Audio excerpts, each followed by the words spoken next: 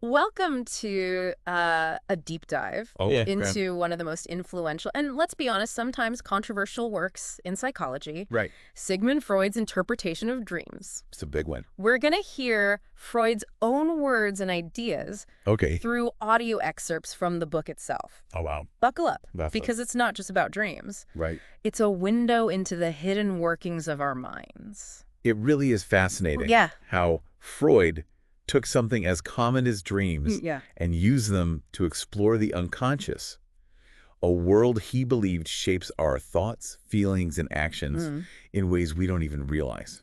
Okay, so Yeah. why do we dream? Right. We spend so much of our lives sleeping and dreaming. Yeah. But for a long time, dreams were just seen as random nonsense. Right. Freud argued that dreams are meaningful psychic acts Okay. driven by wish fulfillment. Okay. But hold on, wish fulfillment. Yeah. You're saying our dreams are trying to grant our wishes. Exactly. Yeah, okay. But not necessarily the wishes we're consciously aware of. Mm. Freud's breakthrough was this idea of the unconscious, a hidden part of our minds where desires, emotions, and memories we're not directly aware of hang out Right. and influence us. Okay. Dreams, he argued, provide a disguised outlet, Okay. these unconscious wishes to express themselves. Okay, so there's this whole hidden world inside us, Yeah. full of wishes we don't even know we have. Right. But why the disguise? Right. Why can't these wishes just come right out and say what they want? Because of the censor, that mental function that blocks unacceptable thoughts from reaching our consciousness. Ah. Even in dreams, it's working hard, disguising unconscious wishes through symbols, Yeah. displacement, and condensation. Hmm. This results in those bizarre and seemingly nonsensical dream images we all know and love. So that's why my dreams can feel so weird and symbolic. There It's he like my goes. mind is speaking in code. Exactly. And that's where dream interpretation comes in, trying to crack that code. Oh. Freud uses this really compelling example in the book, Okay. The Burning Child Dream. Okay. It's about a father who dreams that his dead child comes to him, Wow. warning him of a fire. Wow, that's intense. Yeah. What did Freud think that meant? Well, Freud's analysis suggests Yeah. that even though it's a tragic dream on the surface, Yeah. it actually represents a deep-seated wish. Hmm. Even in the face of unimaginable loss, Yeah. the dream fulfills the father's desire for the child to still be alive, Right. even if only in a dream. It's like the dream is trying to protect him from the full force of his grief, Yeah, offering a tiny bit of comfort in the midst of tragedy. exactly. Oh, wow. And it highlights how even the most seemingly absurd dreams Hmm. can tap into profound psychological meaning. Okay, so we're starting to peek into this hidden world of dreams. Right. But I've always wondered, why are dreams so visual? I mean, they often feel like yeah. Almost hallucinatory experiences. That's where Freud's concept of regression comes in. Okay. He suggested that during dreaming, our mental processes move backward from complex thoughts to simpler, more primal forms of mental activity. And what's more primal than visual images? Right. Instead of thinking in words and concepts, Yeah. our dream minds are thinking in pictures. So it's like our minds are tapping into a more primitive, visually driven way Yeah. of experiencing the world, like how little kids experience things. Precisely. Okay. Freud believed that dreams tap back into that more primitive, Yeah. visually driven mode of thinking. Okay. That's why they're so rich in imagery and often so emotionally intense. Yeah. We're accessing a deeper, more visceral part of ourselves. That makes so much sense. Yeah. But wait, if dreams are all about these unconscious wishes and desires, how come they often contain elements of our everyday experiences? Right. Sometimes my dreams are just a bizarre mishmash. Yeah. Of random things that happen during the day. That's another fascinating part of Freud's theory. Okay. He called those bits and pieces of our daily lives day remnants, Okay. and noticed that they often get incorporated into our dreams, Yeah. woven in with those unconscious wishes in symbolic ways. So it's like our dreams are taking these everyday experiences Yeah. and using them to express those hidden desires in a kind of symbolic language. Yes. Wow. Think of it like this. Okay. The dream work is saying, Yeah. hey, I need some material to work with here. Okay. So I'm going to grab these day remnants Mm-hmm. and use them to create a symbolic representation of what's going on in the unconscious. Right. But the day remnants themselves aren't the main event. Okay. They're just the building blocks. And this is something we can all relate to, right? Yeah. Think about your most recent dream. Right. Can you spot any connections to things that happened in your waking life? Absolutely. Mm. Even the most bizarre dream often has roots in our daily experiences. It's like our inner and outer worlds are constantly influencing each other. Wow. But here's where it gets even more interesting. Okay. Freud didn't think these dream mechanisms were just confined to sleep. He argued that they operate in our waking lives too. Wait, you're saying these unconscious forces are influencing everything I do? According to Freud, yeah. From how I interact with people to the choices I make. He believed that understanding these unconscious dynamics is key to understanding the human mind. That's why his work on dreams was so groundbreaking. It gave us a tool to explore the hidden depths of our psyches. So instead of being afraid of these unconscious forces, we can learn about them and use that knowledge to make more conscious choices. Exactly. It's like shining a light on those hidden parts of ourselves. Exactly. Oh. Freud believed that bringing those unconscious processes to light was the path to greater self-awareness and ultimately more control over our lives. It's like taking back the control, right? Like, instead of being controlled by these things, we can be aware of them. Right. And kind of make choices to maybe go in a different direction. Absolutely. Ah, it's fascinating. It's empowering. Yeah, very empowering. Yeah. Okay, so we're starting to see how this dream world connects to our waking lives. Right. But Freud didn't just stop there, did he? No, he didn't. He went on to develop this whole system of psychoanalysis based on these insights from dreams. Okay. So let's talk about that. Okay. How did he take these ideas about the unconscious and dream interpretation and turn them into a method for understanding and treating psychological problems? Well, it was really a natural progression for him. Yeah. He was already seeing patients. Right. And he was noticing that many of their struggles seemed to stem from these unconscious conflicts and repressed emotions. Right. So he started to develop techniques like free association and dream analysis to help people access and work through those unconscious issues. So it's almost like he's using the dream world as a map to navigate the unconscious mind. Exactly. And then from there to try to heal those wounds or those issues. Exactly. And it's important to remember that Freud was living in a time when mental illness was often seen as something shameful or even demonic. Wow. So his work was really revolutionary in that he was trying to destigmatize mental illness and offer a scientific and compassionate approach to understanding and treating it. It's like he's saying, hey, these things that we're hiding, these things that we're ashamed of, they're actually a part of us. Right. And we can understand them and we can heal from them. Absolutely.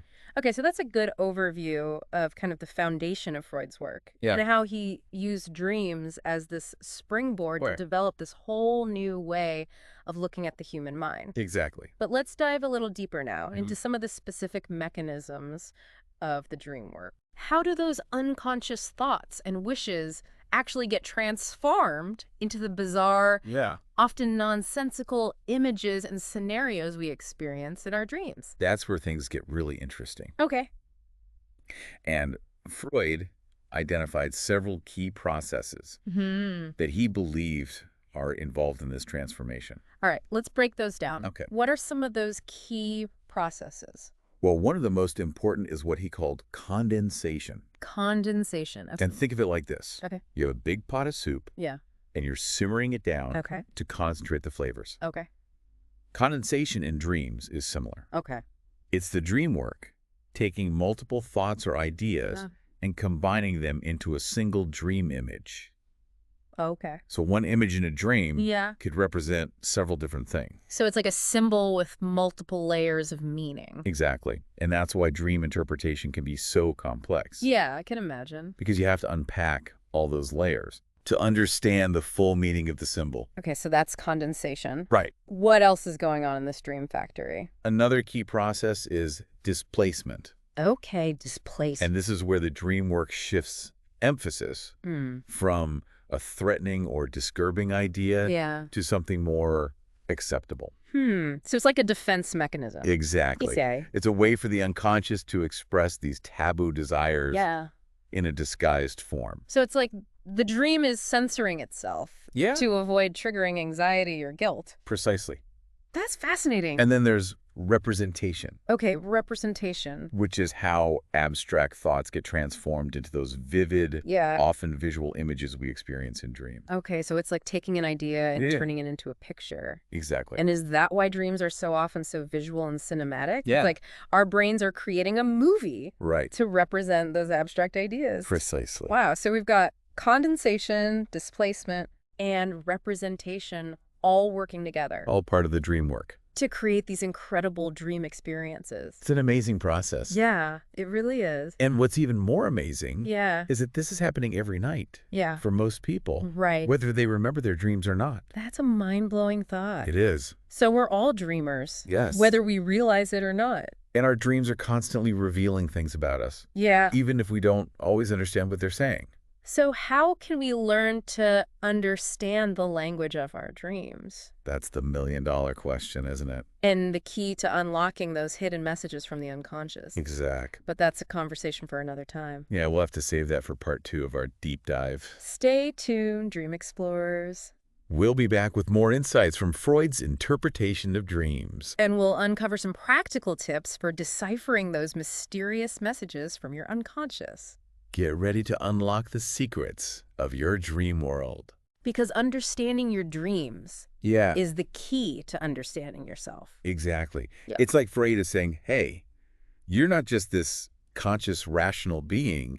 You've got this whole other world going on beneath the surface. And it's influencing you in ways you might not even realize. That's a powerful thought, that there's so much more to us than we consciously know. But honestly, all this talk about the unconscious can feel a bit daunting, even dark. Like we're puppets controlled by forces we can't see or understand. I understand that feeling. Freud's work can definitely feel unsettling at times. But I think it's important to remember that he was trying to help people understand and overcome their psychological suffering.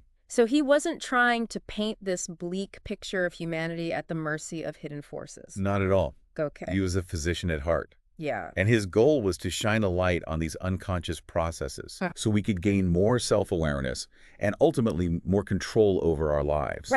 He saw this understanding as the key to healing and growth. Okay, so it's not about being trapped by the unconscious, but about understanding it so we can make more conscious choices. Exactly. Okay. Think of it like this. You can't fix a leaky faucet if you don't know where the leak is coming from. Freud's work was about helping people locate those leaks in their psyches. So they could start to repair them. That's a great analogy. Yeah. And it makes me think about the implications of all this, not just for understanding dreams, but for understanding ourselves and our relationships with others. If these unconscious forces are operating in our waking lives, they must be playing a role in how we interact with the world around us. Absolutely. Freud's insights about the unconscious have had a ripple effect, influencing fields far beyond psychology. Think about art, literature, even everyday language. It's true. We use terms like Freudian slip or repressed memories all the time without even thinking about where those ideas came from. Exactly. Freud's ideas have become so ingrained in our culture that we almost take them for granted. While some of his theories have been challenged or modified over time, his core insight that there's this powerful unconscious influencing our thoughts and behaviors remains incredibly relevant. Speaking of challenges, even back in Freud's day, people were skeptical. They questioned his methods and interpretations. What did he say to those who doubted his theories? Freud anticipated a lot of the skepticism. He knew people would question how he could claim to know the true meaning of a dream. Especially since dreams are so fragmented and easily forgotten. It's not like you can just ask someone what their dream really meant. They probably don't know themselves. Exactly. But Freud insisted that the dream process isn't random. He believed every element, every image, every feeling in a dream holds a specific meaning, and that with careful analysis, these meanings can be uncovered. But how could he be so sure? How could he prove that his interpretations weren't just his own subjective readings of these dream symbols? He argued that the proof was in the consistency and coherence of the interpretations. He found that when you thoroughly analyze a dream, you start to see connections between seemingly unrelated elements. The symbols, images, and emotions begin to fit together like pieces of a puzzle. Yeah. revealing a hidden meaning that resonates with the dreamer's life and experiences. So it's not about randomly assigning meaning to symbols. No. It's about finding the connections that reveal a deeper psychological truth. Right. A truth that the dreamer might not even be consciously aware of. Exactly. Wow. Freud was very meticulous in his approach to dream interpretation. He developed techniques that are still used by psychoanalysts today, emphasizing the importance of following the dreamer's associations. So it's a collaborative process where the analyst guides the dreamer to discover the meaning for themselves. Precisely. Okay. And Freud believed this process of self-discovery was essential for healing and growth. By understanding the language of their dreams, people could gain insight into their unconscious desires and motivations, leading to more conscious choices in their lives. Okay, so we've talked about the why of dreams, the wish fulfillment, and the unconscious forces driving them. Yeah. But what about the how? Right. How do these dream thoughts actually get transformed into those bizarre, often nonsensical images and scenarios we experience? That's where the dream work comes in. Okay, the dream work. I use the word work because, as Freud acknowledged, there's still a lot we don't understand about this process. Right. But he did identify some key mechanisms involved in this transformation, including condensation, displacement, and representation. Okay, break those down for me. Okay. What exactly is condensation? Imagine a chef combining all these different ingredients to create a single dish. Okay. Condensation is similar. It's the dream work combining multiple ideas or images into a single dream image. Okay. It's like packing a lot of meaning into a single symbol. So one image in a dream could represent several different thoughts or ideas. Exactly. Okay. It's incredibly efficient. Yeah. Which makes sense given how quickly dreams can unfold. Right. It's like a time lapse of thoughts and ideas. Exactly. And what about displacement? Displacement is another tactic the dream work uses to disguise unacceptable wishes. Okay. It shifts emphasis from a threatening or disturbing idea to something more acceptable. Okay. Like a magician using misdirection to pull off a trick. So it's like a dream version of camouflage, making those unacceptable wishes blend in. Precisely. Okay. And then there's representation. Yeah. Which is how the dream work transforms abstract thoughts into vivid sensory images, especially visual ones. So that's why dreams are so visually rich and often feel cinematic. Exactly. It's not enough to just think about these unconscious wishes. We have to experience them through our senses. Exactly. Freud saw this as essential for creating that immersive, dreamlike quality. But here's the question. Yeah. If the dream work is so good at disguising these unconscious wishes, how are we supposed to decipher them? How do we even begin to understand what our dreams are trying to tell us? Right. It feels like we need a dream dictionary to translate all those symbols. Unfortunately, it's not that simple. Okay. There's no one-size-fits-all approach to dream interpretation. Freud believed the key is to pay close attention to the details and understand the dreamer's personal context, their experiences, relationships, fears, and desires. Yeah. It's about understanding the personal meaning those symbols hold for the individual dreamer. So no shortcuts. Yeah. We have to do the work. The journey is part of the reward. Okay. Freud suggested keeping a dream journal, writing down your dreams as soon as you wake up to capture as many details as possible. Like a detective gathering clues. Yeah. What do we do once we've got our dream journal entry? Then you can start analyzing. Okay. Looking for patterns, recurring themes, and connections to your waking life. Okay. And this is where things get really interesting. Okay. Freud believed the key was to follow your associations. Okay. Let your mind wander freely. Yeah. And notice what thoughts, memories, or feelings come up as you think about the different elements of the dream. So it's about trusting our intuition, letting our minds make those connections. Exactly. Okay. And this is where working with a skilled therapist can be really helpful. They can guide you through this process of free association, helping you identify and understand those hidden meanings and patterns. Like having a dream translator. That's a great way to put it. Right. And while Freud believed the ultimate goal of dream interpretation was to uncover those unconscious wishes and desires, he also emphasized that the process itself can be incredibly healing and transformative. Right. By bringing those unconscious processes to light, we can gain a greater degree of self-awareness and insight. Yeah. We begin to see how our past experiences, hidden desires, and unconscious fears shape our present lives. So it's not just about understanding our dreams, it's about understanding ourselves. Yes. But all this talk about psychoanalysis and dream interpretation can feel intimidating, like something only experts can do. I understand that feeling. Yeah. But remember, Mm-hmm. Freud's work was ultimately about making the unconscious accessible to everyone. Mm-hmm. He believed everyone has the capacity to understand their own dreams, Okay. and that this understanding can be incredibly empowering. So you're saying we don't need to be psychoanalysts to benefit from Freud's insights? Absolutely not. Okay. While working with a therapist can be helpful.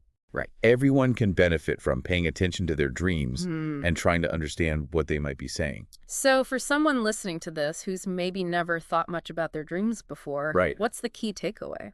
Dreams are not random nonsense. Mm-hmm. They are meaningful expressions of our inner world, Yeah. offering a glimpse into the hidden workings of our minds, Okay. our unconscious desires, fears, and motivations. And by paying attention to our dreams and trying to understand their language, Right. we can gain valuable insights into ourselves, Yeah, insights that can help us live more fulfilling and authentic lives. absolutely. It's like we hold the key to our own unconscious. We do. But one thing that stood out to me in the audio excerpts Yeah. was Freud's emphasis on the role of conscious thought in dream formation. How does conscious thought fit into this model of the unconscious driving our dreams? That's a great question. Yeah. Freud's model of the mind was dynamic, with conscious and unconscious forces always interacting. Right. He believed that while the unconscious provides the raw material for dreams, That's okay. the conscious mind plays a role in shaping the final product. So it's not like our conscious minds just completely shut off when we fall asleep? Exactly. Okay. Even in sleep, our conscious minds are partially active, trying to impose order on the chaos of the unconscious, Yeah. attempting to make sense of the dream. Is that where the concept of secondary revision comes in? Precisely. Okay. Secondary revision is the conscious mind's attempt to edit or censor the dream, Okay. making it more coherent and acceptable to our waking selves. Right. Like our minds are trying to smooth out the rough edges of the dream, make it more palatable to our conscious sensibilities. So it's like the dream work is a collaboration between the conscious and unconscious, each contributing to the final product. Exactly. Okay. And the balance between these two forces can vary from dream to dream. Sometimes the unconscious wins out. Yeah. And we have those wild, bizarre dreams that defy logic and reason. Right.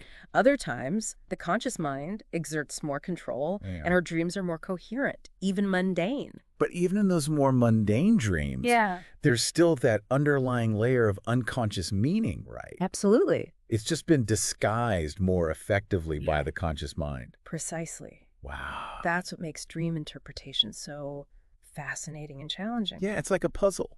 Exactly. It's about learning to recognize the subtle ways the unconscious mind expresses itself, Right. even when filtered through conscious thought. Exactly. Okay, so we've got this interplay between the conscious and unconscious. Yeah. But how does this relate to the overall function of dreams? Right. What purpose do dreams serve in our mental lives? That's a question that has intrigued people for centuries. While we don't have all the answers, Right. Freud believed dreams serve a vital psychological function. Okay. They help us process emotions, work through unresolved conflicts. And maintain mental health. Okay. It's like our minds are doing important work while we sleep, sorting through the day's experiences, integrating new information, Right. and making connections we might not be consciously aware of. So dreams aren't just random entertainment for our sleeping minds. Right. They're actually doing important work. Exactly. Okay. Freud saw dreams as a nightly therapy session for our minds. They provide a safe space to confront our fears, express our desires, and work through difficult emotions. But if dreams are supposed to be helpful, why are they often so disturbing? Nightmares can be incredibly unsettling. That's a great question. Yeah. And it brings us to one of the most controversial aspects of Freud's theory, Okay. the anxiety dream. Okay. Let's talk about anxiety dreams. Right. Why do they happen? Yeah. And how do they fit into this idea that dreams are supposed to be helpful? Freud believed anxiety dreams are a sign that the dream work is failing. Okay. It's like the sensor is losing its grip. And those unacceptable unconscious wishes are about to burst into consciousness. So the anxiety is like a warning signal, Easy. telling us something is amiss in our unconscious. Exactly. Freud believed the anxiety in these dreams is often linked to repressed desires or impulses that are threatening to surface. Okay. Because these desires and impulses are unacceptable to our conscious minds. Right. They trigger anxiety when they get too close to conscious awareness. It's like our minds are trying to protect us from these disturbing thoughts and feelings. Precisely. Okay. And while Freud's emphasis on sexual and aggressive impulses has been challenged, the core idea that anxiety dreams reflect unresolved conflicts or repressed emotions remains widely accepted. So even these disturbing dreams are trying to tell us something important, something that needs our attention. Exactly. Okay. Freud believed that anxiety dreams, as unpleasant as they are, can be helpful in the long run Okay. by bringing these repressed emotions to light.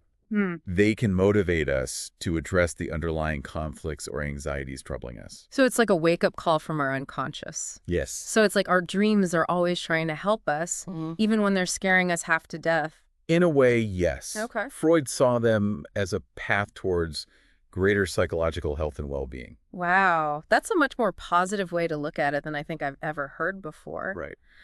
But I understand that all this talk about repression, unconscious wishes, and anxiety dreams can feel heavy. Yeah.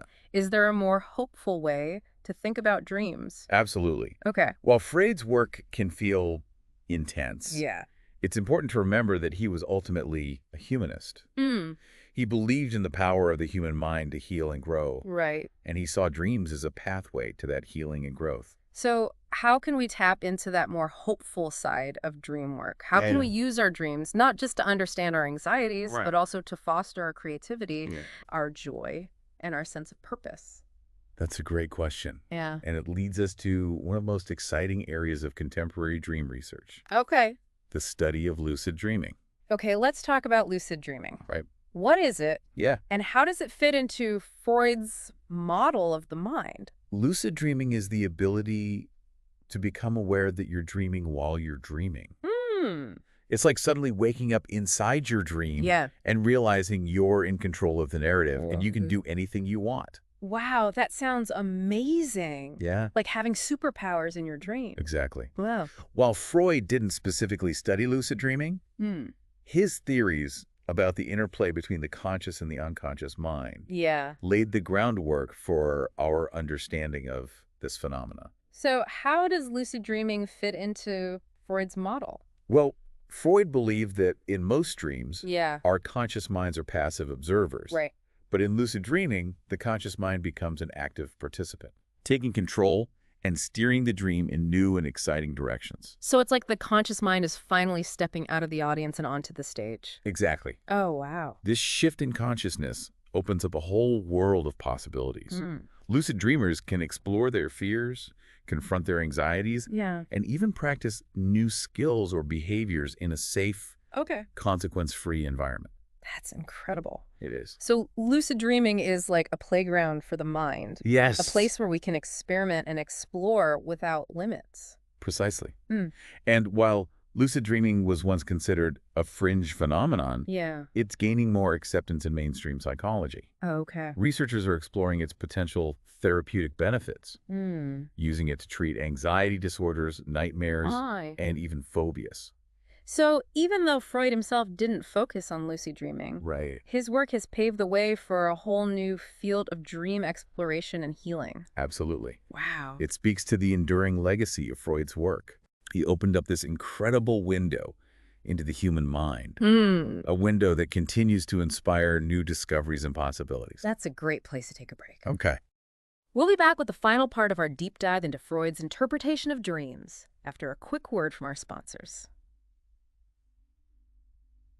Welcome back, Dream Explorers. We've been on quite the journey through the landscape of the unconscious, guided by the brilliant and sometimes controversial ideas of Sigmund Freud. Definitely. I don't know about you, but I'm starting to see my own dreams in a whole new light.